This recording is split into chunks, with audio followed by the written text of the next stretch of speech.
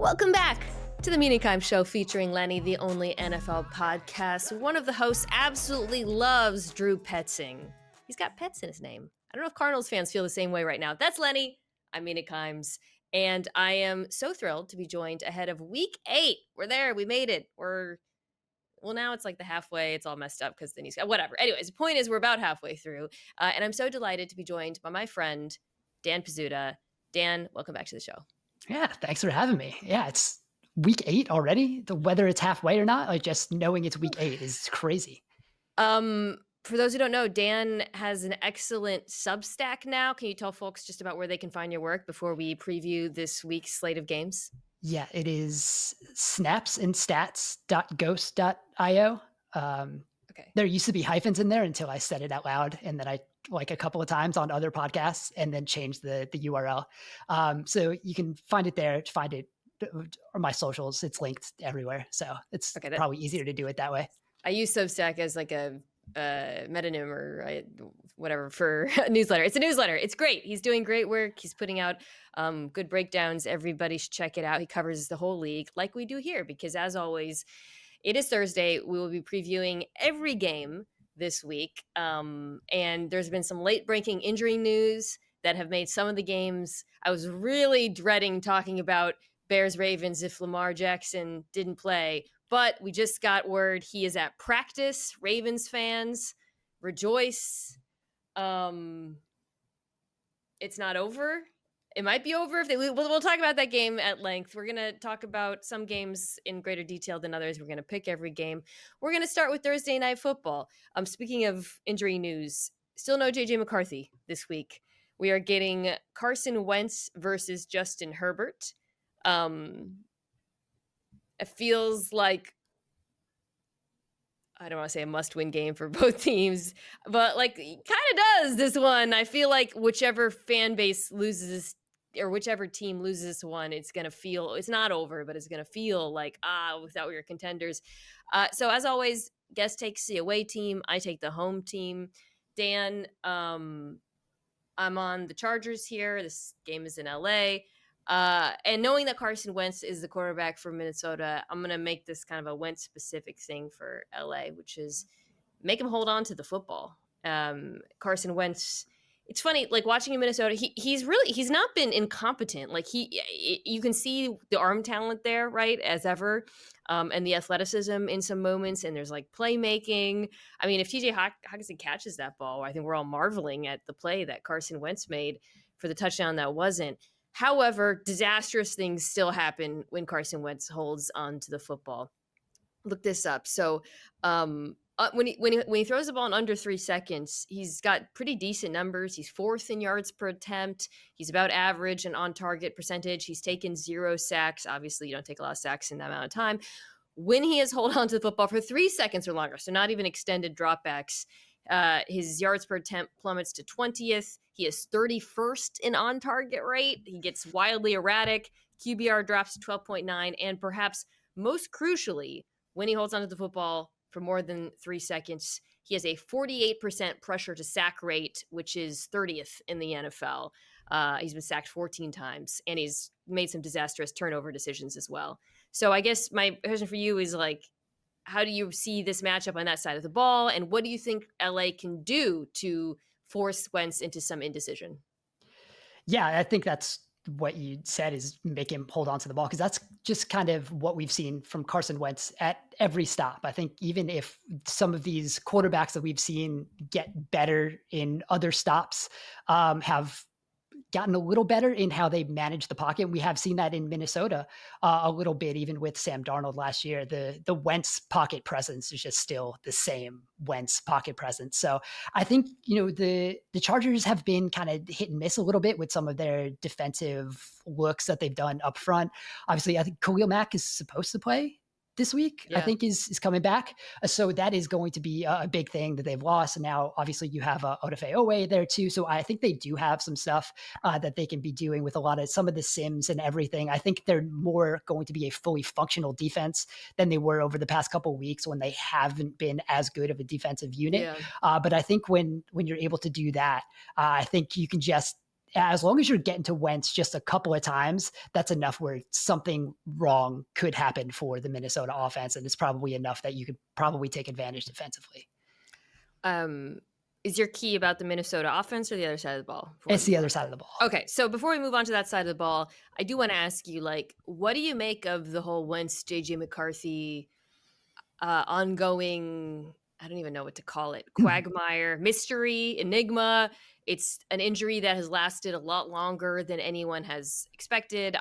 Earlier in the week, we talked about, I made the Vikings my woofs of the week because I felt like this thing is going down a kind of a weird, bad path at the moment. Without speculating as to like his health and sort of the reasons for the caution, like as a Vikings fan, how do you feel about the fact that like JJ McCarthy still isn't playing? I'd be interested to know what this would have been like if it wasn't a Thursday night game. If Yeah, they got a full week of practice after agreed. last week. So I think that plays a part into it for this week specifically, especially since Wentz hasn't been great. I think it would be a different weird thing if, Wentz was playing well and then you're kind of more slow playing JJ McCarthy. But I think they will want to get him back. I wouldn't be surprised to see the next start that he has, that it's going to be McCarthy. But yeah, I mean, I think it makes sense to not want to rush someone like McCarthy if he is not Yeah. 100% physically there, especially with some of the, offensive line issues that they have had with some of the guys going out and not being full strength there. So I think you do want to be overly cautious. I think is okay there for his own sake. I don't really think this is like the soft benching that a lot of people have said. Maybe that plays a little bit into it, but I think the Vikings want to get the best out of JJ McCarthy. And I think that's just going to be, if this wasn't a short week, I wouldn't have been surprised if he was starting.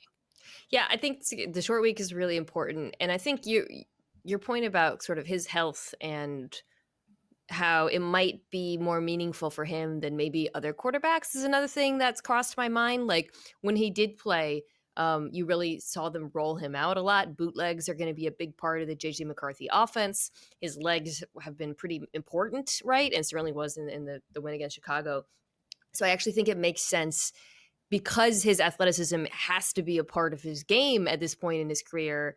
I actually feel like that gives a little bit more credence to like why they might be a little bit more hesitant. But you said your point was on the other side of the ball. So what is your key for the Minnesota Vikings defense in this?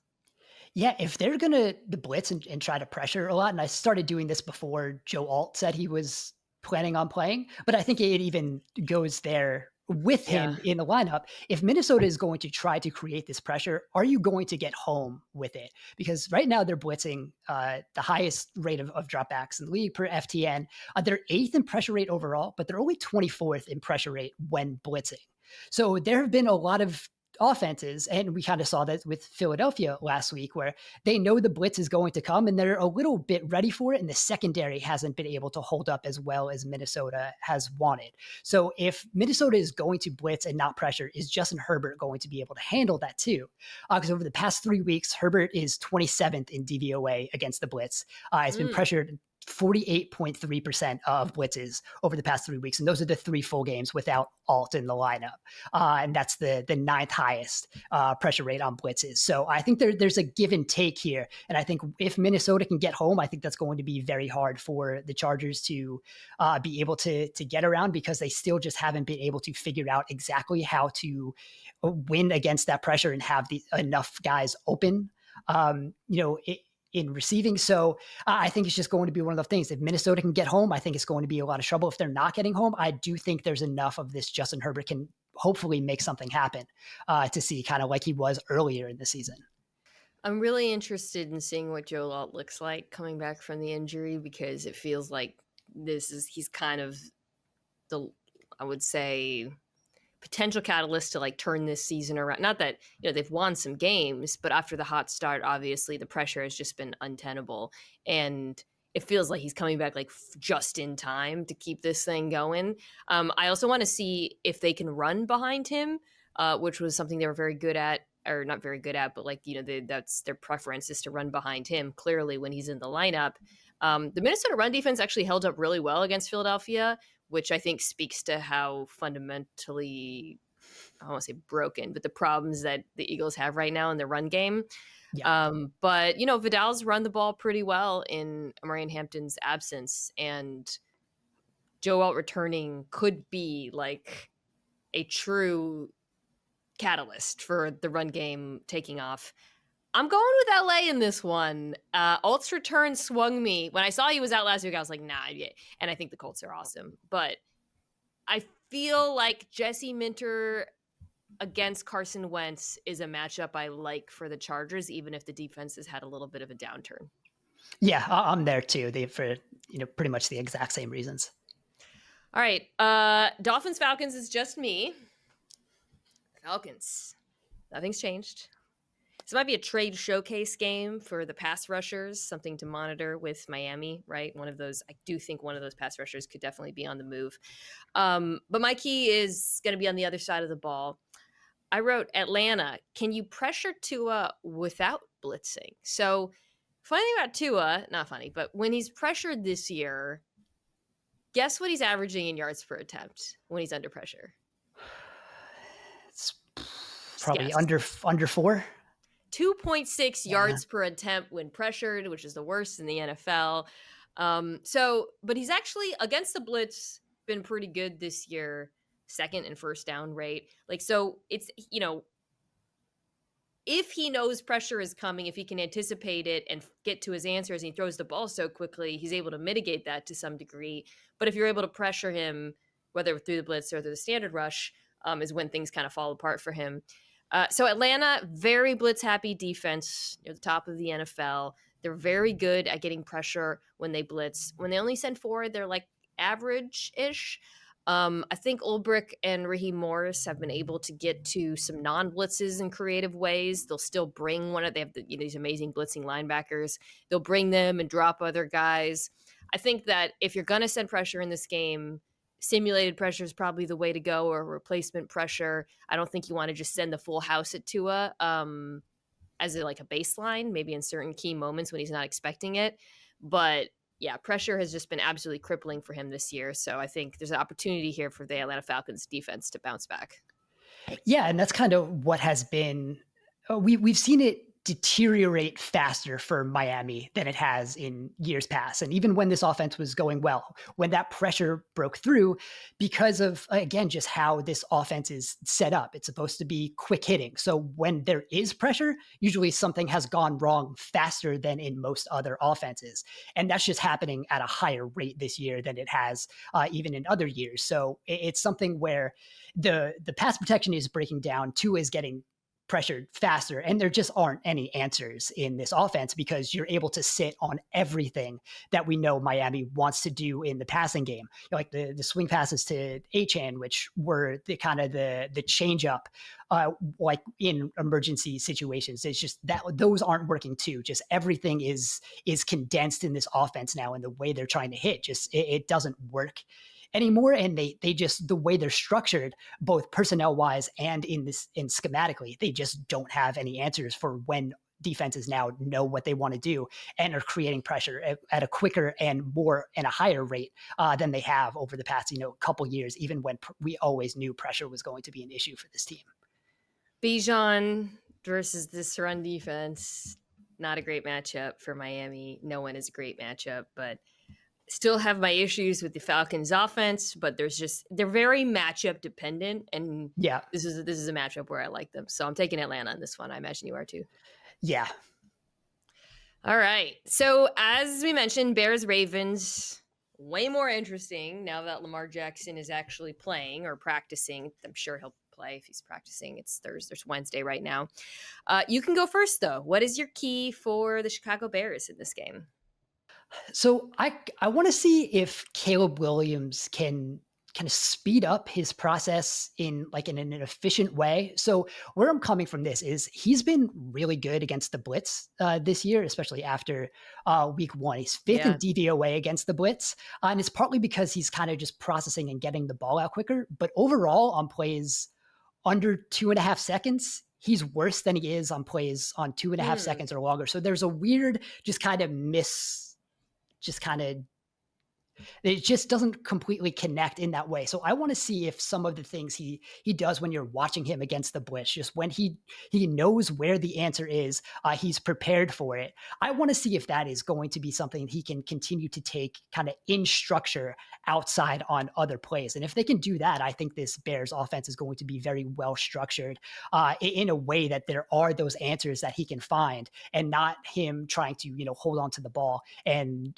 try to create some of the plays that he has, which has been good at some points this year. Also, still has been kind of some of the shaky rookie year stuff that we've seen. So I would just like to see if there's a little more quick game that's not against the blitz, that he can just kind of get some of these easy buttons into and be able to just kind of keep the offense on schedule.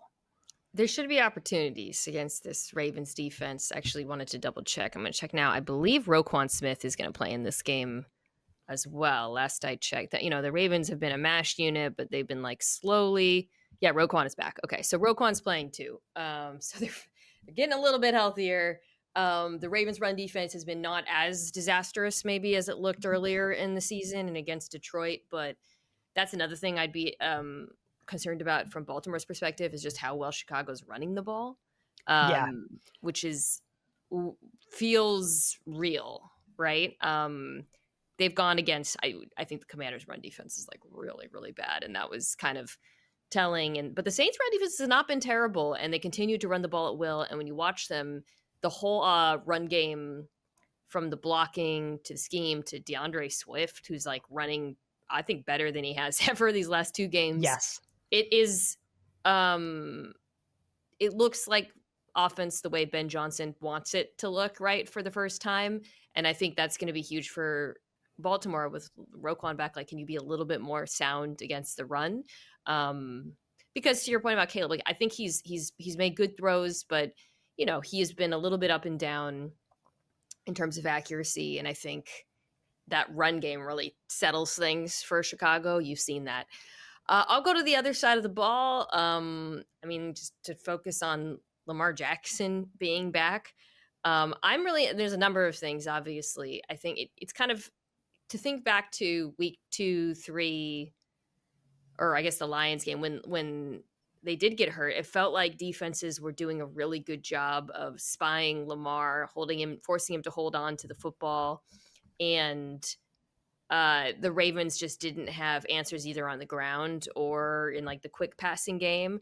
That's actually what I'd really like to see from him. It's kind of funny because it's similar to what you talked about with Caleb. Last year he was so good at quick game, Lamar. Like, we think about like the explosive plays and the out of structure stuff, but he was an absolute assassin throwing the ball quickly last season. Best quarterback in football. And I would love to see them lean into that here, especially with him coming back from the injury. Just let him be, an assassin from the pocket in this one. And I think they can move the ball in Chicago. Yeah, that's kind of one of those things. Last year, he was the highest DVOA by a significant margin from a clean pocket. And that was just kind of the thing that opened up last year why they were so good. And like I said, this year, there has been definitely concern to keep him in the pocket. He only had a 7.6% scramble rate when he was on the field. It was only 8.3% last year, and I think he did make an effort not to run quite as much. But I think you've seen when he did try to run this year, there just have been guys just all the way on top of him. So I would like to see, I just want to see if this offense is going to look like what we were hoping it was going to look like, because I just don't think they've done any of that. And early in the year, it was just kind of the stop doing dumb stuff, with the Derrick Henry fumble and things like that. I would very much just like to see a good structured Ravens offense that just plays a complete game. And if we see that, I will be very happy, because I am still struggling to separate. This is what the Ravens should be, and this is what the Ravens currently are, because they should be so much better than this, even with, going through the injuries that they have. Yeah, I'm still very skeptical about this defense, but I think Lamar returning will be enough of a game changer in their offense to win this one. I'm going to pick the Ravens. I'm nervous about it for obvious reasons. And I do like a lot of what I've seen from Chicago. And I do think the Bears defense too, by the way, looked disastrous early on. And they've really, guys got healthy. That was a huge part of it. I think in the secondary, the return of some of those players in the back end, Brisker, Gordon, Edwards, like they look a lot more like what we expected. But I do think this Ravens offense can look more like they did that very 3 quarters of the first game of the season. Yeah, I again, I'm going to lean Ravens just because of that. Like, this should still be a really good team, but I would not be surprised if Chicago keeps this close, and this is a closer game than what we would have thought about when we saw this matchup, early in the season. All right, I gave you the gift of Bills Panthers. Andy Dalton goes into Buffalo. What's your key for this one? Or it's in Carolina, actually, not in Buffalo. Sorry. Yeah, so I want to see if the Bills can force the Panthers to throw the ball at all, or if the Panthers are just going to have like a 100% run rate, because that is absolutely possible. What they should do in this game, by the way that they have been running the ball and the way the Bills have defended the run. The 32nd in run defense DVOA by a wide margin. Chuba Hubbard came back last week. He played more snaps, but Rico Dowdle was so much better and still got more carries. So I would like to see them, I understand what they're doing with Hubbard. They gave him the extension.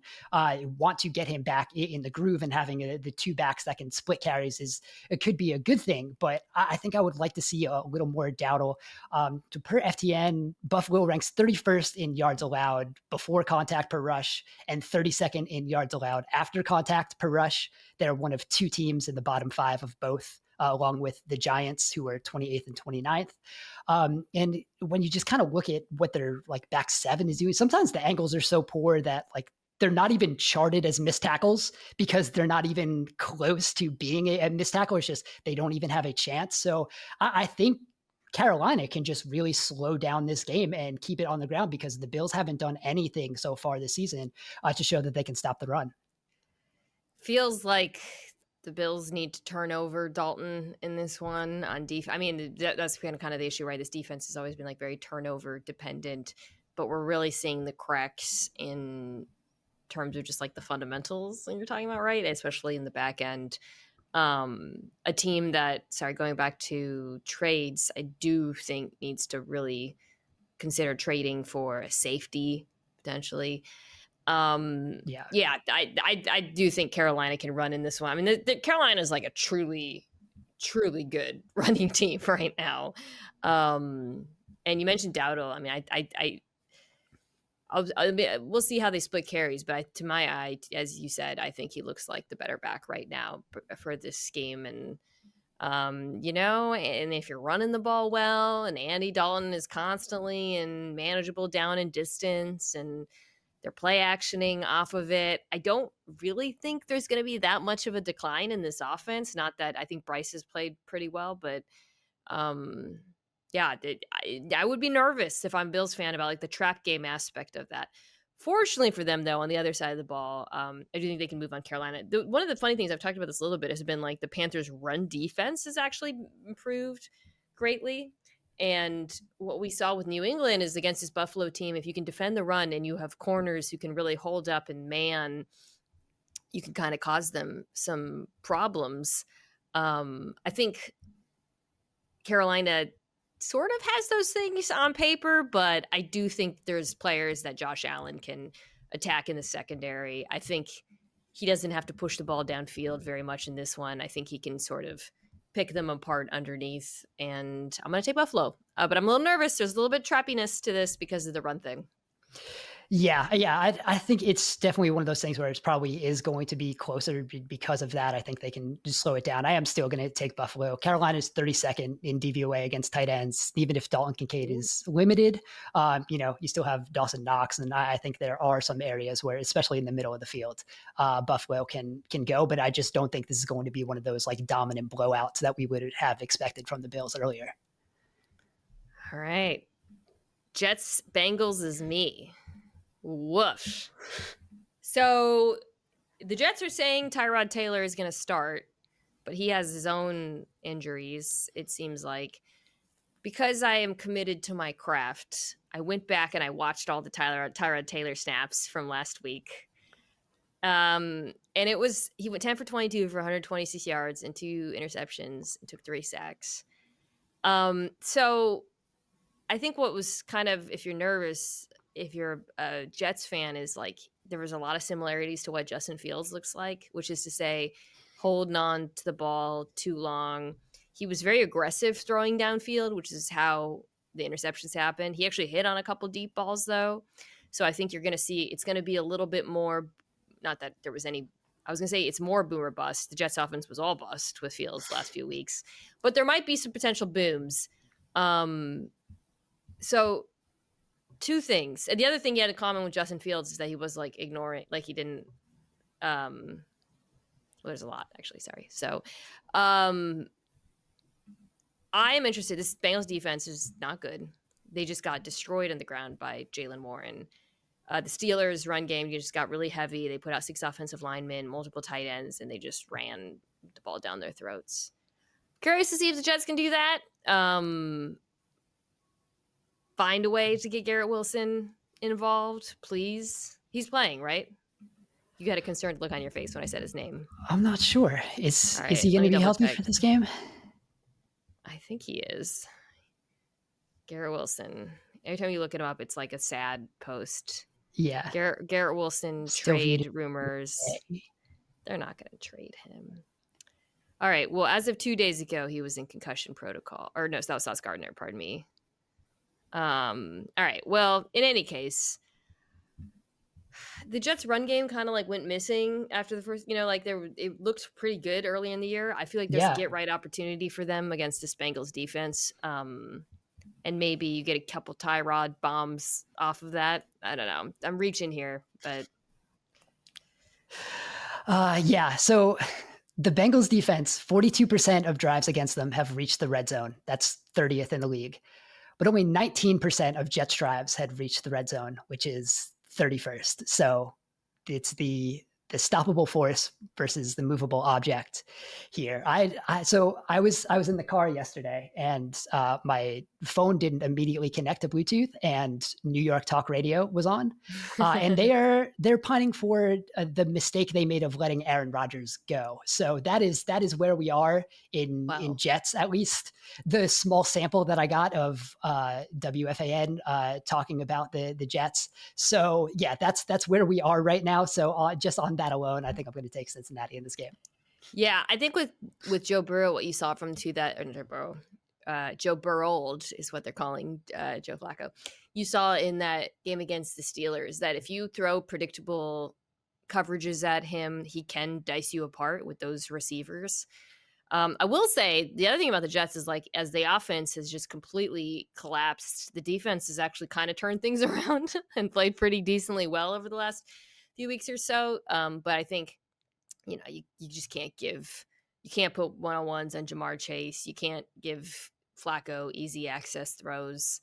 They have to find a way to cloud the picture for him. It's not because he throws the ball really quickly, so he's able to mitigate the pressure to some degree, but you can't make it as easy for him as Pittsburgh did. I'm taking the Bengals too, though, based on what I saw from. I love Tyrod like 10 years ago, but yes, yeah. Okay. Niners, Texans. This is an interesting one. The Niners are the team that just keeps defying expectations. The Texans are the team that keeps undefying expectations, I feel like. I don't know. I'm on Houston in this one. I'll go first. I wrote, can you get San Francisco into 3rd and long?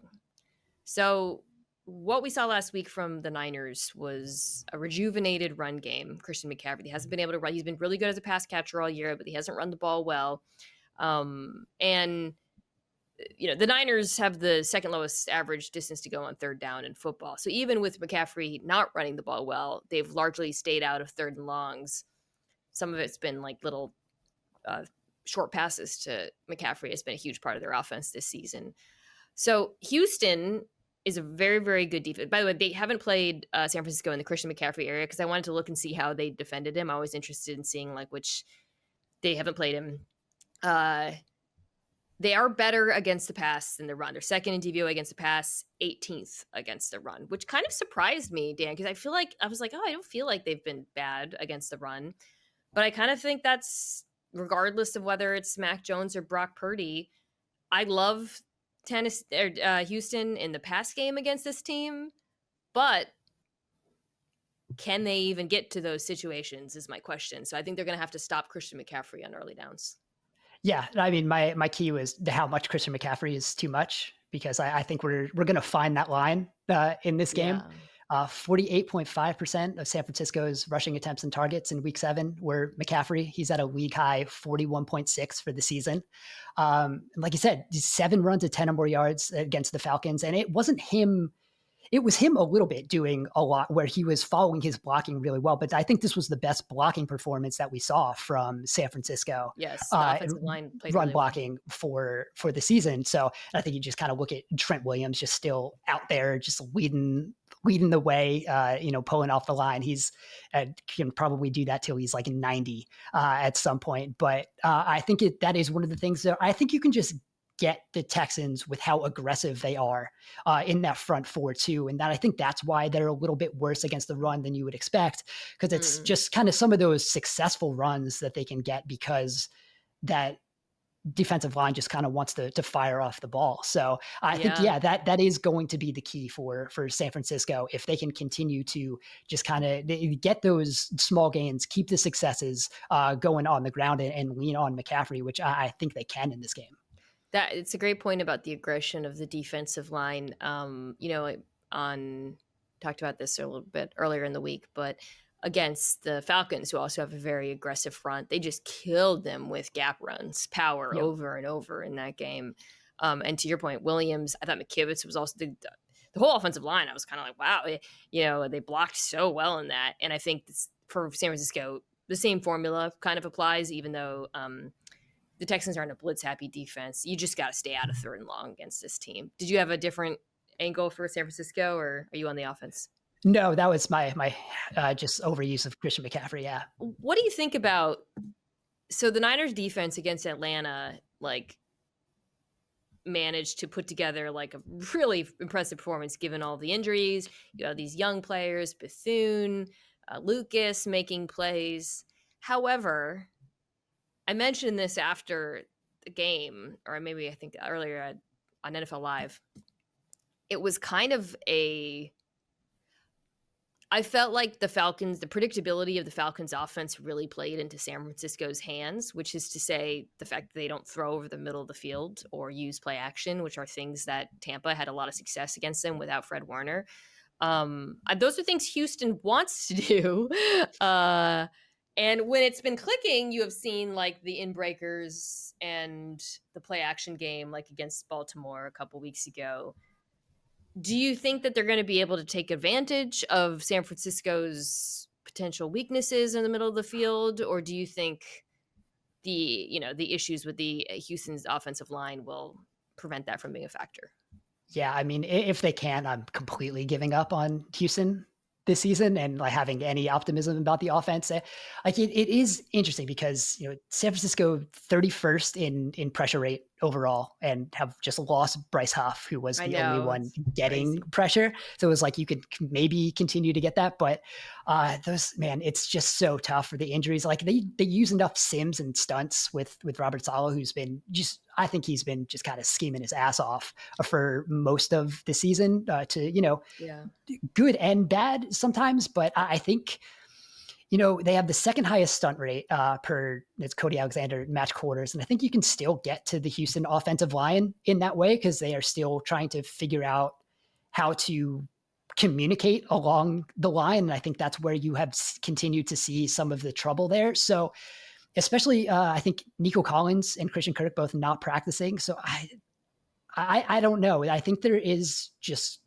enough that the Niners can continue to scheme up against this offense specifically that I think could potentially give them trouble. And then I think we've just kind of seen CJ Stroud, once he thinks that something's not going to work, he kind of has turned into this Yeah. quarterback that like I'm screwed. I need to try to do something. We saw that on the weird almost safety. It was definitely a safety he took, but then it turned into a not safety. I think we've seen that at a couple of times with him where it is clearly just messing with his process, which was so good during his rookie season. And I think just that we've seen over the past 2 years, when he thinks that pressure is going to get through and the offensive line is not going to be what it should be in front of him, it's really made him play worse than it should. I'm going to take San Francisco in this, and I don't like it because I think the Texans defense is like good enough to pull this off, but I just think the coaching advantage that I just think Kyle D'Amico versus Kyle Shanahan is really fascinating, and that's going to be fun to watch. The other It's the side other of the side, ball yeah. that I'm like, ooh, man, I do not love what I've seen from Houston this year. So, yeah. How about you? Yeah, I was going to lean San Francisco, but I also feel like we've agreed on 2 minutes. Yeah, I'm still going to take San You can Francisco. Like take him. they've done it. So they shouldn't have won as many games that they have so I far, and know. they continue to do it. So I think I'm just going to put trust in them. I think if it was another offense, maybe I wouldn't feel the same way. But I do think schematically, I think they can take advantage of some of the things that Houston is going to do. So I will lean San Francisco in this game. I also don't like Houston if they have like a weakness, the linebacker position. So I think it's where, I love Houston against defense. Their offenses with elite receivers, although JSN, got to work. But that's not how San Francisco is built. I think they actually can take advantage of the weaknesses on this defense. All right. Final game before we take a break. I gave you Browns Patriots. The Drake May MVP. No, I don't know. Maybe that's a little much, but he's been awesome. So that's my key. I want to see Drake May against a real defense because so far the past defenses he's faced rank 15th, 32nd, 18th, 23rd, 21st, 28th, and 25th. The Browns are still only 14th in pass defense DVOA, so they are not the best pass defense in the league. They're first against the run, but I think this is just going to still be a tougher test than we've seen this Patriots passing offense have over the first really half of the season. When you look at, the Browns aren't playing as much man as they have in the past, but they're still playing a lot of cover one. Yeah. Against cover one so far, per FCM, May is averaging 10.7 yards per attempt, which is a yard higher than Lamar Jackson in second. He's first in EPA per dropback in DVOA against cover one. Stephon Diggs, 27% target share. Like he has been their man coverage beater. But then you also have Booty, who has the big plays against man coverage when he's able to win on some of those busts, 9 catches on 10 targets with 3 touchdowns. So I think it's just one of those things where you're really going to test this Browns secondary. And if there's a big play to be had, New England's going to take it. I really like your point about like the stylistic aspect of this because so last year the Patriots faced a ton of man coverage because nobody feared them, right? This year, defenses have really backed off as they've realized they've got like a big boy passing attack now. And it's actually like yet last week you saw finally they were able to run the ball a little bit because the Titans played like a ton of quarters. And I think like this one, I don't expect the Browns to change up their tendencies. And there's an opportunity here for some pretty big plays in the passing game from Drake May. You mentioned Diggs versus man coverage. Last week he threw him a fade and it was like backed up in their own end zone. And he just Drake May pinned it on him. And Diggs has become like he's earned that trust from him. Like you could see their relationship really come to fruition in moments like that where it's like, cool, man coverage is actually pretty decent coverage. I'm just gonna pin it on you back shoulder and trust that you're gonna win. And I think it's such a massive development. Booty's the go ball guy for sure. He'll take the top off. But I love the role that Diggs is playing in this defense or offense, and I love what it's done for Drake May, who top 3 deep ball thrower in the NFL right now. I feel pretty comfortable saying. I think one of the things I love the most about watching him throw deep, and he did it a zillion times against the Titans, the Browns is going to be a lot of man coverage, so there'll be a lot of like, okay, I like my matchup with Booty or Diggs and, whatever.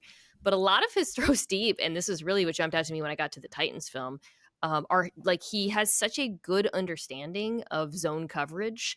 Like the whole shot to Hollins that he hit down the sideline. I think Diggs also had another big play that was like an over versus cover 3. And Diggs, who's a professional wide receiver, such a good job of settling into the zone.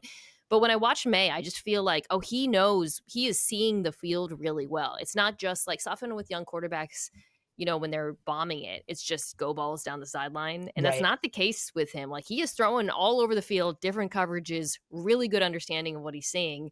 And oh, by the way, he's got a cannon and he grows great under pressure. Like half the time, guys in his face. It's just, Patriots fans, I just cannot stress enough how happy you should be right now with what you're saying. Yeah. And even if it is, taking advantage of bad defenses a little bit, like that's what a good quarterback should be doing. So I don't see it as quite as much of a negative as I think some people are trying to, like they haven't played anybody, but fine. You should be taking advantage to the extent that he is. And kind of when you look at just kind of what they're doing, but personnel wise too, they're mixing up a whole bunch of things. And like, he has not gotten a lot of support from the ground game for most of this season. So the fact that so much of the offense has really been on his shoulders, I think is great. And like, this is again, going to be probably the biggest test he's had so far. But he might not have like a really big test for the rest of the season. Like Aaron Schatz posted that if the ratings stay as they are, which they won't, New England will have like the easiest schedule that he's ever seen, I think, in the DVOA era. So it's just one of those things. But again, you play who you have in front of you, and Drake May is just objectively playing incredible football. The other thing you got to watch with all the man coverage too is like him running. He's had a few really big scrambles against Tennessee. Those were interesting because they weren't playing man on most of them. They were playing quarters, and Drake May just saw the voids and grass in front of him. But that's something you got to watch out for playing him. I'm taking New England. I think they're a good football team. Barely talked about the defense. Maybe I'll do that next week. But yeah, I think that they are legit. How about you? Yeah, absolutely. I'm there with New England. Really quickly for Browns fans before we move on here, I think for their side of the ball, New England's run defense I think is pretty decent. To me, like this actually is not a bad styles make fights game for them, because I think the Gabriel offense, the quick game, that actually might be pretty effective against New England. So I don't know. We'll see. I saw somewhere Shador not practicing as a backup starter or something. I don't know. So they don't appear to be considering a quarterback change anytime soon. No, I wouldn't. I think Gabriel's been playing fine. Like I would keep it going. Yeah. Build on that. All right, let's take a break, come back, and talk about the rest of the games. All right, we're back. I only gave this game to myself, but I regret that because I think it's actually a massive game, and like we could talk about it. We'll obviously both talk about it, but Giants Eagles. Right? Like the more I've been thinking about this, it's crazy. Like it's so quick after the last game. But actually, this is the first rematch of the season, I believe, if I have that right. Because yeah, I think so. Which I love. We love a rematch because it gives us actual things to look at. And so this is my game. I'll go first. I'm just starting with the Eagles defense, which is with Jalen Carter and Quinion Mitchell back in the lineup. Can you come up with a better plan defensively for Jackson Dart? I think that was what so shocked me, kind of going back and looking at some of my notes. Some of it.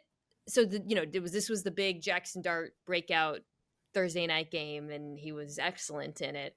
But going back and looking, there were things that couldn't be helped. Like they attacked Keely Ringo, obviously, which is the smart thing to do, right? A million times.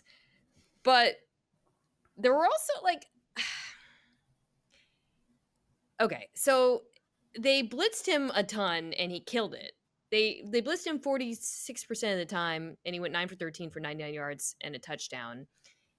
And going back and looking, it was a combination of like him routinely finding his right answers, extending a little bit, but the blitz was also just like really ineffective. The pass rush was pretty awful in this one.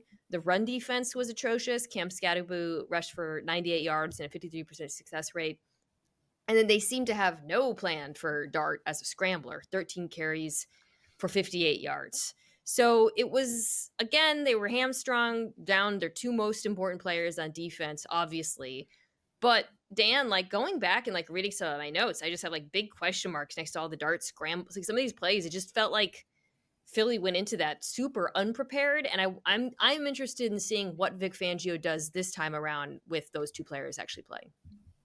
Yeah, that is definitely like it's just kind of one of those things where you didn't really know what Jackson Dart was going to do, I guess. So it took him by surprise a little bit. But even then, he was just when he saw space, he ran. And I think that is still probably a way you could do that a little bit, unless they, try to, spy him at some point. But then that kind of changes what you really do with your linebackers because you want to be, or at least the Eagles want to be bringing one of those guys like up to the line of scrimmage to get either those 5-man fronts or just have, some of the blitzes that they've been doing with them. So it's, I am going to be very interested to see what the change ups are, because also I think the Giants have been doing a pretty good job of scheming around what Dart can do. Even last week, and probably one of the bad things about the Giants is they are doing a pretty good job of that, and then they're still losing outside of the Eagles game. It is kind of one of those things where you kind of know what his strengths are. You're going to be still doing some of the play action and the RPOs. I think that might be able to kind of slow down the Eagles in space a little bit. The thing is that, the Giants don't really have anyone to throw at cornerback 2 anybody. They don't have anyone to throw at cornerback 1. So I think like that's going to be tough. So it is just kind of one of the things where the Giants they just don't have the horses, but it seems like they just have been able to get, a few things going. They're being able to find some guys in space. I think having the tight ends have been a big thing that I think we saw last week, where they're able to use those a little more. And yeah, if they can stop it on the ground, I think we still kind of see them test the Eagles on the ground in this game, because I think that's probably the most reliable part of the offensive line for the Giants, and then being able to kind of rely on Scatabo just running into people. Like that dude lowered his shoulder like 3 yards into the end zone last week after he scored a touchdown. So, you just never know what he's going to try to do to try to, create some extra yards after contact. Yeah, I do like the Giants on the ground in this one. I think it's a vulnerability for Philadelphia. Some of that is structural, right? The way they play, but I'm like, I think I've already said that. Like, I'm in on Scatterbo. I don't think it's like he's become such like more meme than man that it's honestly I think gotten a little bit overshadowed that he's just like a good back. Like he creates above and beyond routinely, and every time I watch him, I'm like impressed anew. Dart has been very good against the blitz outside of that game, by the way. Like that was the thing that impressed me too in the Broncos game. I thought he did a pretty good job of picking apart Denver's pass rush here and there. So I think for Vic, you want to disguise your pressures. I don't think you want to just send standard blitzes his way and play man behind that. I think you have to come with a better plan for him as a scrambler. And like you said, I don't think that the run defense is going to stonewalk Sadu, but you can't let him run the way he did in the last game. On the flip side, we're coming off of Jalen Hurts' best game of the season. Eagles still can't run the ball, but it did not matter against Minnesota because he just threw it all over the yard. Let me ask you this. Was there anything you saw in Hurts' performance against Minnesota that feels like obviously sustainable? Or do you think it was just him going, as he sometimes does, just going nuclear through the air, deadly accurate, and then A.J. Brown and Devontae Smith just destroying dudes downfield? Yeah, I think it's somewhat both, where it feels like it's something that Jalen Hurts just does sometimes. Yeah. But it also feels sustainable. So like, why aren't you doing it more? And I think like that continues to be the frustrating thing about the Eagles offense, where you do have these guys who can just win one-on-one, whether it is AJ Brown or whether it is, Devontae Smith, where it just seems like that it wasn't part of the game plan to get those guys involved down the field. And that seems like if I was the offensive coordinator who knew nothing about football, like that would be the first thing I would put in the Eagles playbook to be like, let me get these two guys who can just run past anyone down the field. So I do think we will see this a little more because the Giants secondary still hasn't really been holding up. Cardo Flott has played really well. Outside of that, I really don't trust anyone in that Giants secondary. So I do think that is something you'll be able to do. Like we said, the run defense, the Giants are one of the two teams that are the worst in yards before contact and yards after contact. So if Barkley can't get going here, then I really kind of worry about what this offensive line at like not full strength. Like you have guys playing, but not everyone is playing super healthy. And that was just kind of what they were able to do last year. This offensive line is better than you. We are going to create holes and Barkley is just going to be able to run through them. And that just hasn't been there this year. So, and then they haven't been reliant on trying to make up for it by gaining explosives in the passing game. But I think if there's a switch that has been, switched in this game where they do realize they can get more from some of those explosives in the passing game by throwing downfield, I think that's something they should easily take advantage of in this game. Yeah, Jalen Hurts in the last game, this was, I think this was kind of around the time everybody was panicking about the Eagles, but he was pressured. I want to pull this up. He wasn't actually pressured that much, which is kind of 18% of dropbacks. Which was sort of surprising to me, but he kind of struggled comparatively. I just feel like A.J. Brown and Devontae Smith are such a mismatch for, like you said, this secondary. Just find a way to throw him the ball. I don't know. Like Smith in particular, he might be the key to this whole thing, right? Because with A.J., you definitely want to throw him the ball and even if it's like tight man coverage, you still want to throw him the ball. But Devontae, to me, is the guy who's just going to give you, like, he just gets open in a way that's so different. Right. I think watching him this last week against Minnesota on tape, like it is remarkable, and you don't really see it until later when you get to see him on tape. He is, I feel like wide receivers must like him the best, watching him the best of anyone in the NFL, because he's just like, it's just like teach tape. He's such a clinician. His releases, the little head fakes, just the way he gets leverage. And I mean, he's an unbelievably gifted route runner. And the fact that he hasn't had like a big break, that he's not been as, there's so much attention to AJ. But I was watching this last week and I was thinking Devontae's the dude who gets open all the time. There's no reason why he shouldn't get a massive target share every week. Yeah, it's just one of those things where both of them could. You could be, running be, 20, 25% for both of those guys and, still have targets to give. So it is like I don't really understand what they have been trying to do. I just think they've been just kind of ultra conservative and trying to get like the RPO game and things going. And that just hasn't been something that's efficient or working enough. And so the Giants are 26th in allowing completions of over 20 or more air yards. They're allowing 45.5% of deep throws to be completed against them. So if that's just not a heavy part of this game plan, I'm not sure what it is. Like, go back to what Jalen Hurts does really well. He's a good deep thrower when it's open, and that is part of the progression. So it is like if they are not leaning on that against the Giants, I would be very surprised and also very disappointed. On Philly in this. How about you? Yeah, me too. You have Bucs Saints. Boy, did I pick a bad week to come out as a Spencer Rattler supporter. Yeah. So I'm looking on the other side of the ball. So like, who does Baker Mayfield have to throw to? And I think that's going to be just kind of an issue that we're going to continually see with the Buccaneers for kind of the rest of the season. Igbuka played last week, but it was questionable leading up to the game. And he played pretty much all of the snaps, but there was still some kind of miscommunications. It just didn't look right with, I think that might've been more of a Baker Mayfield thing than an Igbuka thing, but I think so. Yeah. But outside of that, it's, Tez Johnson is fun, but is he going to be a reliable second receiver for an extended period of time? You have Sterling Shepard. It might be a Cade Otton game. He had the most yards against the Lions. New Orleans is 28th in DVOA against tight ends. So like that just might be something where they lean a little more into, some of the 12, some of the heavier looks.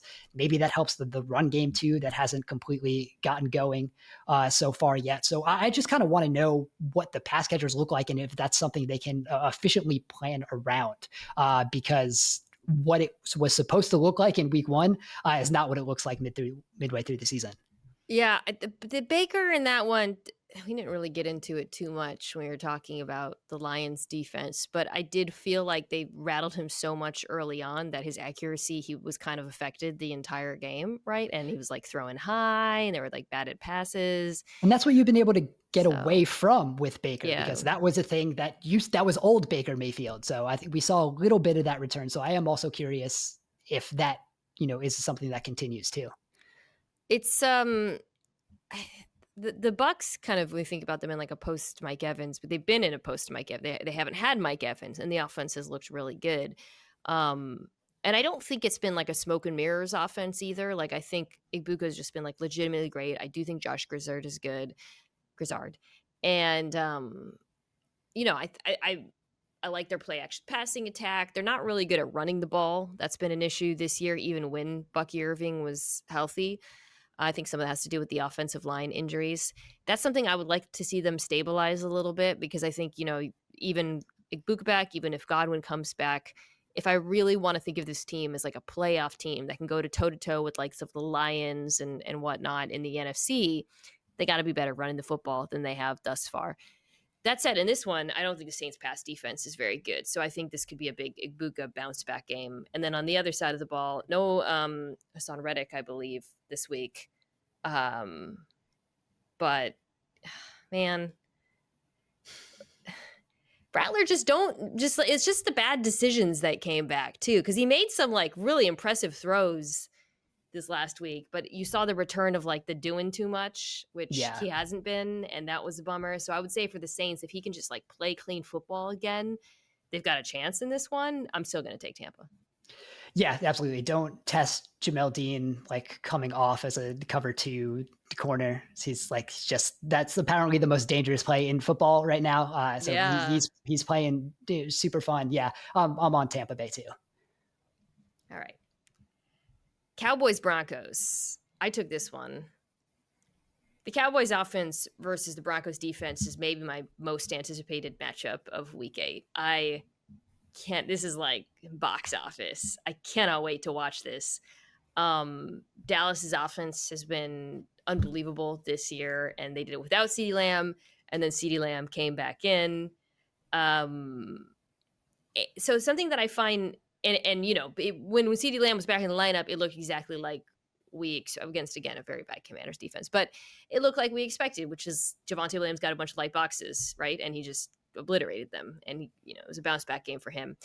And of course, Lamb and Pickens, it's unreal. I mean, right now, outside of Brown and Smith, they're probably the second best duo, I would say. I mean, Higgins, obviously, they're playing with Flacco, so it's a little bit different, but they've been unbelievable. So what I'm interested in this is how Denver approaches this schematically. I'm really fascinated to see the approach that Vance Joseph takes because he has shown a willingness to change things up week to week with this defense in terms of his pressures and his coverages. So I look back at like their games this year against the 2 best offenses or the more comparable ones that they've played.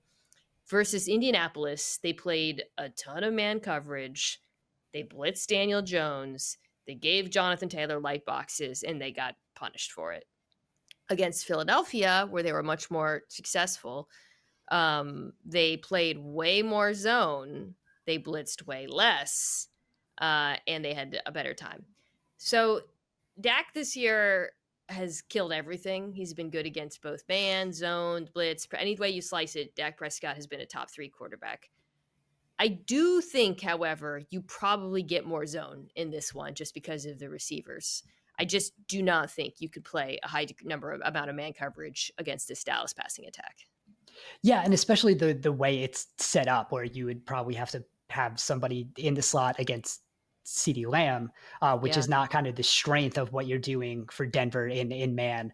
And then you just have George Pickens outside on his own. So you know the Broncos kind of have like the Eagles problem too, where Riley Moss is 58th in adjusted yards allowed per coverage snap, but he also has the third lowest catch rate allowed among corners. So he's forcing incompletions, but when they're completed, it's usually a bust and it's a big play. So like that is something I think you're going to look um, against Pickens is probably a matchup you're going to see there. It's interesting, like going back to when we saw how like blitz heavy they were against Indianapolis, where it was just a lot of like 5-man fronts, and I think they were Yeah. trying to stop the run, so it wasn't a lot of like second level blitzing. So Mhm. I think if they do potentially do a little more second level blitzing, not as much, because I don't think you're as worried about the run game for Dallas as you would be for Indianapolis. But Dak wanted 2 quarterbacks along with Daniel Jones, who has positive EPA under pressure. So even if you are doing that, like Dak has just been playing out of his mind so far this season. I forgot to give 92 QBR against man coverage this year. 67 against zone, which is still good, but definitely is not an offense to play man against. And yeah, man, I was looking for weaknesses in the terms of facing the Cowboys offense, and the best weakness I could come up with was keep them off the field because you get to play the Cowboys defense. And that arguably is maybe the more decisive factor here because let's talk about this. All right, so Bo Nix last week, nothing for 3 quarters. It wasn't all his fault. There was some drops, but he was bad too. Yeah. And then the fourth quarter just goes nuclear.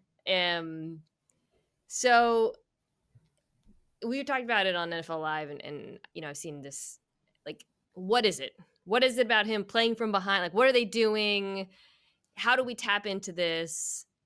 So I want to hear your thoughts. But one thing that I've been thinking is he runs like a really training wheelsy offense, Mm-hmm. Sean Payton, and then he's kind of unleashed. It's just it's more no huddle. He's slinging it around. So I think it would be wrong to be like, you just got to take the shackles off Bo Nix, because when Peyton does draw up shots, he's missing them early. So it's not like he's this amazing quarterback who's just not being given opportunity. But I have a theory that he might be, and I think this is true of NFL quarterbacks at times, he might be the kind of player that has to like get into a rhythm, and like you can't just ask him, I think like the low number of actual shots downfield he's taking might be contributing to how bad he is early on. I know that sounds crazy because I'm not saying he's good at them, but it just feels like this training wheelsy offense is not working at all for them, and it would behoove them to open things up a little bit early on. He's been better in empty. He's been better on, when trailing. So give it a shot. That's all I'm saying. Yeah, it's a weird thing. So I have here, the complete inverse of last season, where right now he's 8th in EPA per dropback under pressure, and he's 31st when not pressured. And that was the complete opposite last year, where everything he had to do was be kept clean, and he was one of the worst quarterbacks under pressure. So I think there is a little bit of that chaos that I think he kind of plays into a little bit, where we have seen some of his best ball. But again, we've seen that earlier in the season where there are open shots late in the game where he potentially could be taking them and he's missed them. There were even a couple of plays in this game where the touchdown he throws hits off one receiver, goes into the other one. One of the deep throws to Mims was definitely not intended for Mims. So there was just a lot going on in this game. But yeah, I still don't know exactly what to make of him and what this offense is or really should be, because I think in structure, in the ways that Sean Payton is putting it together, it should be working better than it has so far, and they haven't really been able to figure that out through the first half of the season. I cannot believe it in some ways, but I'm taking the Cowboys here. I just can't get those first 3 quarters of offense out of my mind. But I'm really open to having my mind changed because this Cowboys defense is bad. And I think, Payton, there's so many things he can do to take advantage of their weaknesses in terms of stopping the run and then on the back end, the coverage bust and all of that.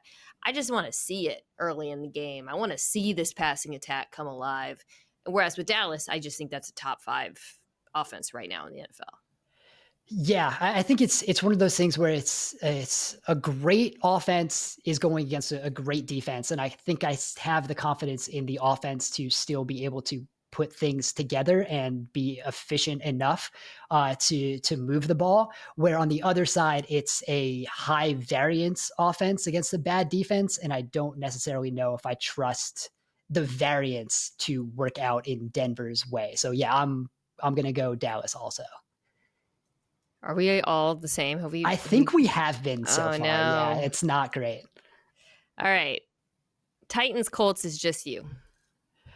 I struggled to find a key to this because is this going to be like Chiefs Raiders, like the next game of that? I just don't know what the Titans can do. I mean, the one thing I kind of found is Tennessee isn't great against deep balls. So if Cam Ward is just going to go back and let him go, You then mean Indianapolis? maybe. Yeah. Oh yeah, sorry, Indianapolis is bad against deep balls. So I mean, that's really it. I have zero trust in the Tennessee defense stopping Indianapolis's offense, which has just been creates 13th best offensive DVOA through 7 weeks since 1978, so which is the DVOA era right now. They're just far and away first in yards per drive, points per drive, and just all of these efficient things. They just have so many ways to win. I really don't see what Tennessee can do.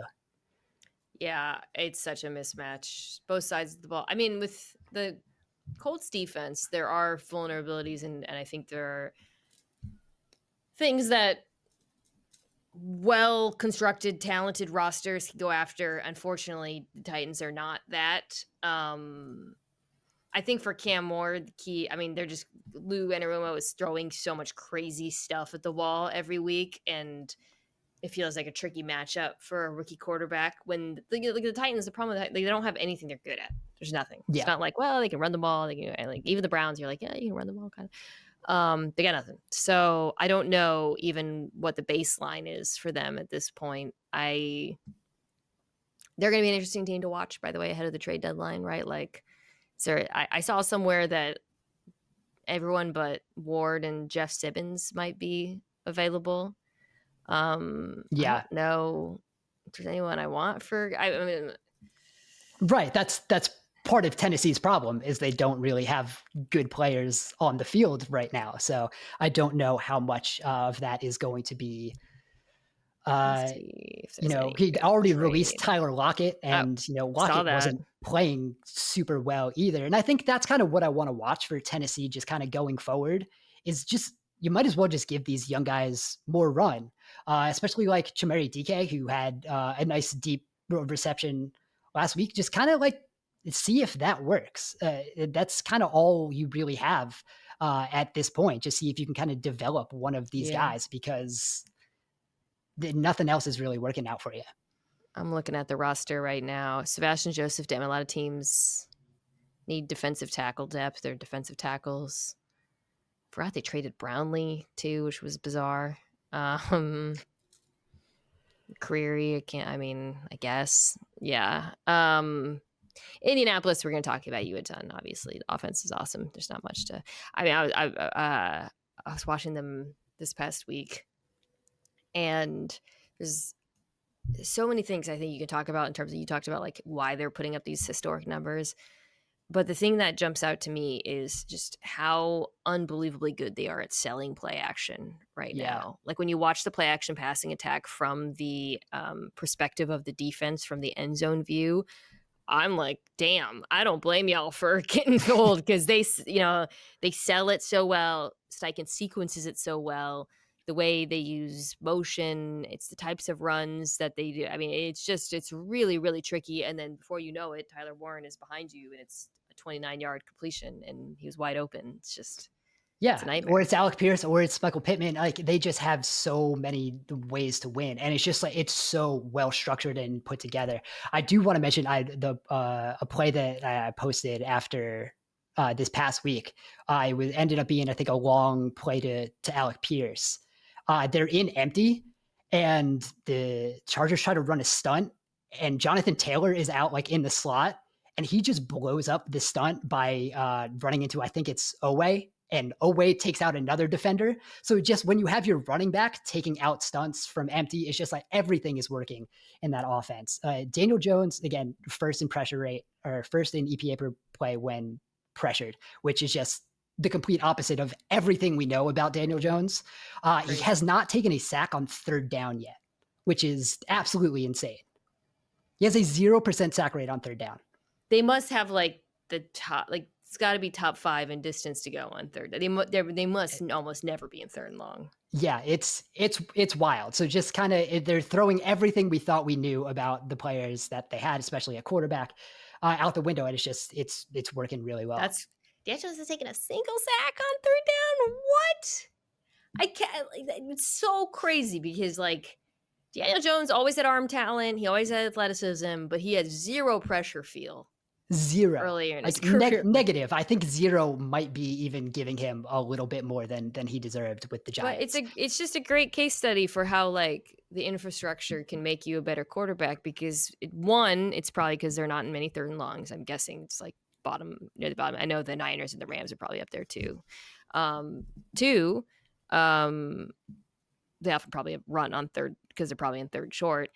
And three, like he knows his answers are there and they'll be open. Yeah, that's what I was going to say. He trusts the offense so much more than I've ever seen him trust. And as someone who covered the Giants when he was drafted, and lives in the area, family full of Giants fans, I've watched a whole lot of Daniel Jones. This is just the quickest and the best processing that he's had. You can clearly see how well he trusts everything that's going on. It's the offense is a machine, man. It's a machine. Okay. Packers Steelers, great game. Or pardon me. Yeah, Packers Steelers, not Steelers Packers. It's in Pittsburgh, which matters. You're on the Green Bay side. There's so many things we could talk about with this. I'll start with the Steelers offense against the Packers defense.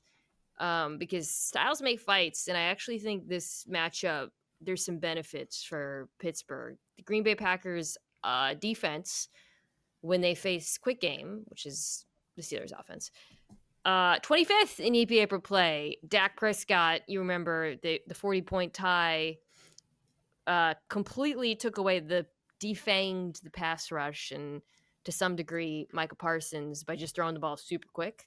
And he went 12 for 14 for 127 yards and 2 touchdowns. So I think the thing that the Steelers already do and do really well plays into mitigating the Packers' greatest strength, which is their pass rush. Yeah, and so we'll talk about the other side of the ball, but this is where like I was focusing too. It just can the quick pressure disrupt what the Steelers want to do and kind of turn Aaron Rodgers into the quarterback who is just kind of bailing out of pockets and having throwing the performative deep ball because nothing's there. And it's possible that they can. So hey, like last week against the Bengals was weird because he still had like 63% of his throws were under 2.5 seconds, but only 5.5 yards per attempt. So the Bengals were actually able to sit on the quick game a little bit. But it was when he was able to kind of get out of the pocket and run around, but there was just no pressure there. Like he's not going to be able to do that against Green Bay. There's no running around, extending the play. Yeah. But over the previous 2 weeks, Rodgers had 9.7 yards per attempt on throws under 2.5 seconds. And like 65% of his dropbacks were that quick.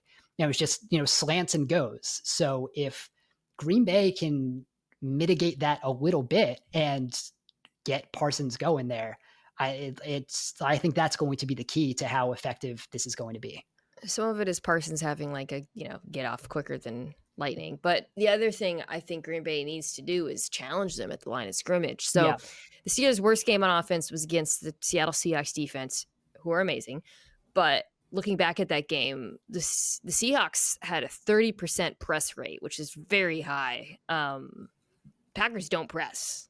They've been playing, they're 27th in press rate, their DBs. So I would advocate in this one, you cannot give Rodgers those easy access throws Right. underneath. It is similar to Dallas, frankly, in that when the way that offense looked with Dak Prescott, where it's just like you gotta disrupt the timing. Give Micah Parsons a chance in this one to affect the game, because that ball, I'm telling you, is coming out. Boom in this one. And as we've been talking about, whether or not Green Bay can just get an extra like half a second, not even a half a second, is going to be key to whether or not they can disrupt this passing attack. Yeah, that's going to be it. And I think I kind of trust Green Bay, probably maybe a little more than I should to be able to do that. But that is definitely, I think, the biggest key so far. Because on the other side of the ball, like I kind of just trust the Packers to be able to do what they want, because everyone has been able to do that against the Steelers so far. This is just a defense that is static, doesn't do a lot different, and good offenses have been able to just kind of pick them apart. Yeah, I think watching them against Flacco, they're a very predictable defense, and play caller like Matt LaFleur is going to find answers, I think, for Jordan Love in the passing game. I think they're going to struggle with all the motion, the play action pass. Tucker Kraft, who's become really the focal point of this Packers offense, is a difficult matchup for them because he's so complete, right? Like he gets yards after the catch, but he gets vertical and he actually blocks, and it's just that's an issue for them. Green Bay, the offense, it's funny. They're top 5 in just, or let me actually, I think they're like 6 in DVO. They're top 5 or 7 in just about everything.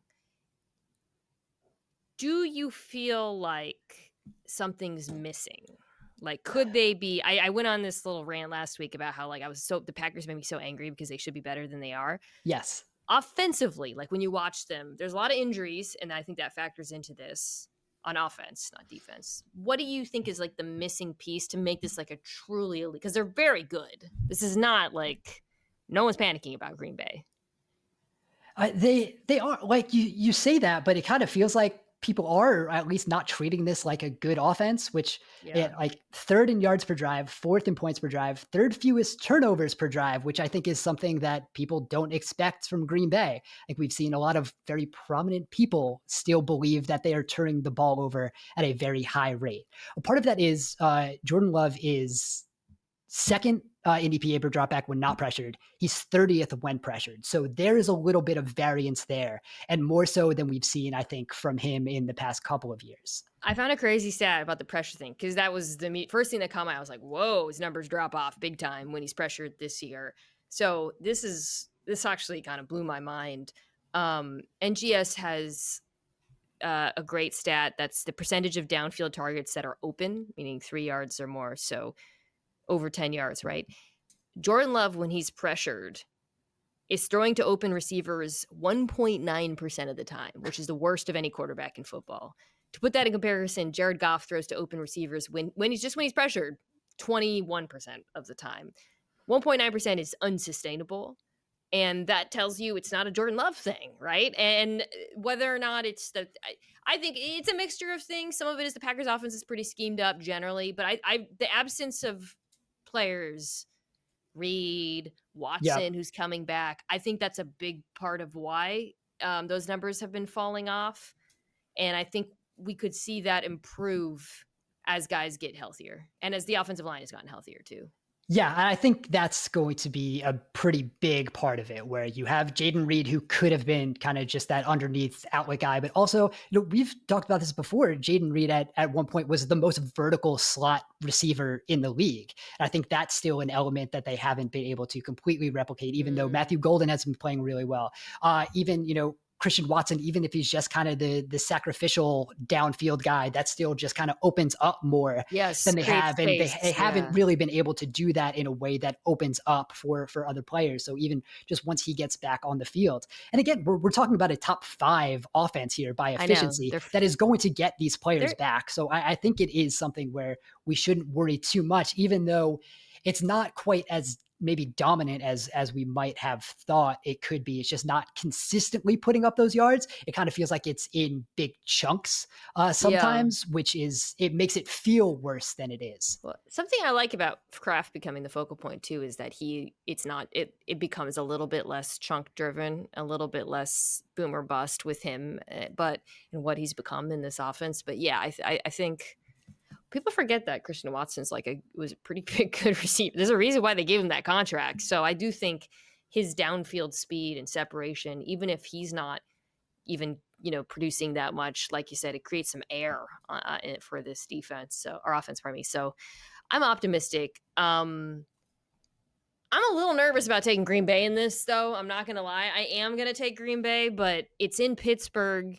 And I really feel like if Green Bay's defense just comes out and plays the way they did against Dallas, Aaron Rodgers is going to carve them up. I'm telling you, they have to find a way to switch things up in the passing game. They cannot just give him those easy completions because he will take them all night long.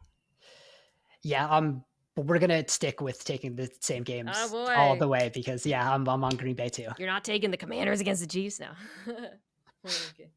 Yeah. Oh man. All right. That's fine. I think it's been mostly favorites. So, all right. Commanders Chiefs.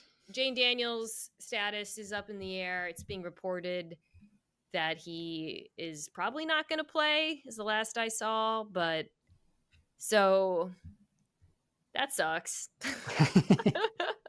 Yeah. It does a lot. It does change this game quite a bit. Takes my interest down several notches to see Marcus Mariota out there. Let's talk about the other side of the ball.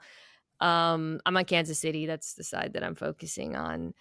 I'm so out on this Commanders defense right now. And I just wrote Rashee Rice put Mikey Sanders still in a blender. They got to move Sanders still back outside. I would do that. He has really struggled. Lattimore has been the focal point, and obviously he's been awful. But Sanders still has not played well this year after a very promising rookie season. So I'm wondering if they got to do something with their personnel. I don't know if there's answers on the roster, but it just looks old and slow, and they've struggled in a number of ways. I think if they come out and play as much man coverage as they've been, the Chiefs will just slice through it. But Rice is the one I'm interested because he felt like even though he returned last week and he had touchdowns, he still left. It was just a taste of what he's capable of in this offense. I'm thinking about all the cover 3 that Washington plays, crossers. I think he could go crazy in this game. Yeah, and it's kind of what we talked about with Green Bay. I think the difference with Rashee Rice and what the next evolution of this offense is going to be, which before he came back, talk about the Chiefs were already second in offensive DVOA, right? They were they were starting to become the Chiefs already before this even happened. But it's now they have legitimate, just kind of deep threats where neither, Marquise Brown or, Tyquan Thornton scare you individually. The fact that they're willing to go down the field does just kind of open up the middle of the field. And that's kind of what we saw from Travis Kelce earlier. If you watch him and kind of look at some of the numbers, he's not really getting open more than he was last year. He just has just a little more space, and that's allowed him to be better just kind of catching the ball. And I think that is what we see with Rice now too, where that short to intermediate area is so much more open now than it was last year. There's more space to work with. So when they need to go there, they can rely on that. And Patrick Mahomes is just going to take whatever the defense is giving you, and he's just going to do that in the most efficient way possible. And if those deep shots are there to a Tyquan Thornton, he's willing to go that way now too. So I think this is just kind of becoming a fully functional offense in a way that we just haven't been able to see over the past year and a half. They even have been running the ball a little bit better. I'm always monitoring the Isaiah Pacheco under center. This last game, he was under center on half of his snaps, it keeps ticking up a little bit. And he was more effective running the ball from under center as he has been. When I think about like a defense that could truly, I mean, like like at the Seattles, your Houston's of the world, I think could Right. challenge Kansas City. I do not think of the Washington Commanders. Just to address the offensive side of this, because I mean, if they don't win this game, you start wondering about like the season and Jane Daniels' health, and um, they can be competent with Mariota. I think if they were playing a bad defense, and that's the flip side. By the way, we talk so much about the Chiefs' offense. The defense looked kind of disastrous early on, and they've really turned things around, particularly on the back end. Now, I think some of that has been due to competition, but a Marcus Mariota-led Commanders offense doesn't make me think you're going to be tested. Yeah, my thing that I had is I want to see if they're able to get the play action game going, and I think or at least just kind of some kind of misdirection that gets them a schematic advantage. Because I was planning for this, whether it was Mariota or like a not 100% Jaden Daniels. They're just 24th in play action percentage, but they're 11th in EPA per dropback when they use it. They're 9th in DVOA on first and second down. So they kind of have been able to do some stuff on early downs. The Chiefs are last in EPA per dropback against play action. They're allowing over 15 yards per completion, but they've seen it at the third lowest rate because teams just haven't been in a position to be able to use it against them often. So I think like if Washington can just kind of figure out some way to get some misdirection and get some of these guys open, whether it be, a returning Terry McLaurin and Deebo Samuel, who should be playing in this game. Obviously, that's not as fun without Jaden Daniels, but it's just something where I think just schematically they need to do something to get themselves open, even if Daniels was playing. The play action thing is really interesting to me because the Chargers came out and like lit them up with play action. And then you're right, it hasn't really been a factor, but in the next few weeks after this game, they've got the Bills and then they've got the Colts, who we talked about earlier as being like this just play action monster right now. That's one where I'm really interested in saying if they've improved, because I think those two teams, the Bills don't use it a ton, but if they should against this defense.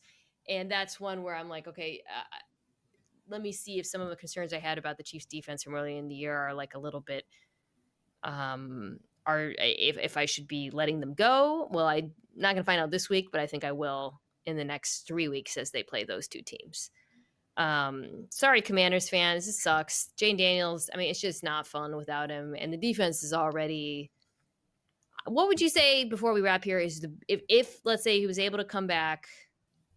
What would you say on Commanders defense is the biggest thing that can be fixed, perhaps, because they don't have trade ammunition, right?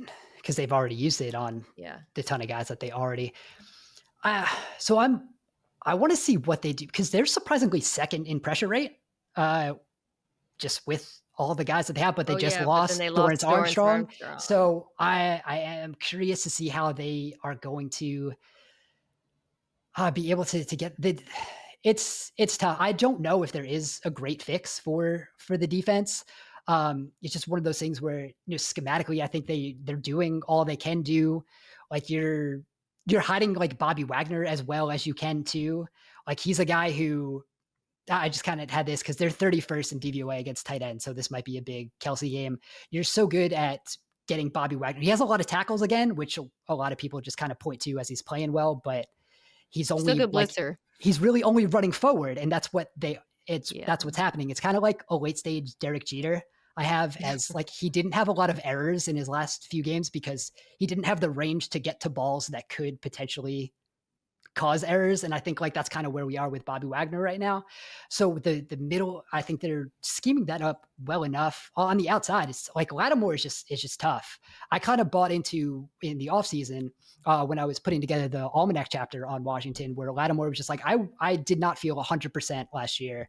After I came over from the trade, I feel much better now. And I kind of fell for that, and it has not been good this year. So he's the rookie corner hasn't been that bad. Amos, looking at some of the numbers now, like he has definitely flashed. He has been the best one so far by adjusted yards allowed per coverage snap and targets per coverage snap. They're not really testing him because they have other guys to throw at. The safeties were going to be a concern coming into the season. I don't think they've done much to really make you feel better about it. So I think this just kind of has to be a healthy offense that turns it around for Washington in order to make a run.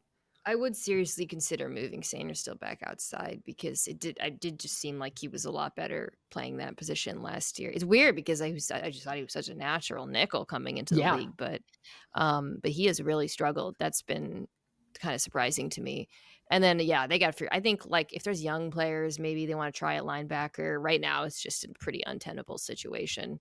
Um, Sorry, it's a bummer. I know. If Daniels plays, I'm still going to take the Chiefs, but at least I think it could be competitive. I assume you're the same. Yeah, yeah, and like I'm disappointed because kind of wanted to talk myself into potentially something happening because I was high on Washington coming into the season, and for it to kind of have gone the way that it did is definitely disappointing. But yeah, Kansas City is definitely the pick here.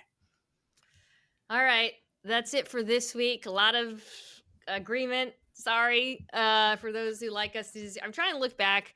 The one that I felt the itchiest about was probably the Niners Texans because big part of me wanted to pick Houston in that one because I just feel like the Texans defense is so good and they keep them in things. But the Bears, I think, is another team where you could definitely pick them over the Yeah, Ravens with all of the uncertainty.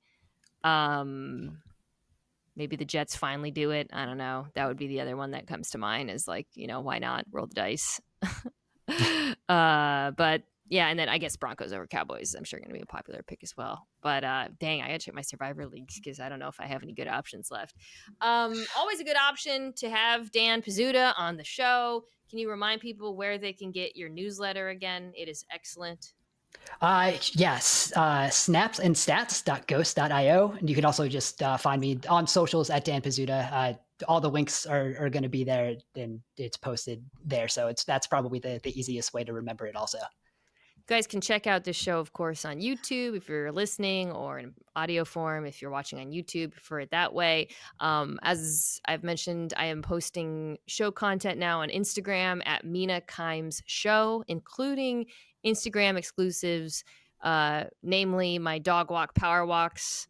We're doing top fives while I walk Lenny at the end. That'll be Friday because I'm flying back on Thursday. So you're going to have to wait to see if spoiler, it's going to change. Last week's top five is going to change. So go subscribe or follow Mina Kimes Show on Instagram. Thank you, as always, to my friends at Omaha Productions who make this show, Kirsten Sebecki, Owen Saylor, Jack Foster, Tucker Tashjian. Also want to thank Alex Hyacinth for helping us record in New York this week. And guess what? Next week, by the way, Ben Solak returns from paternity leave. So don't miss that later in the week. All right. Thanks, guys.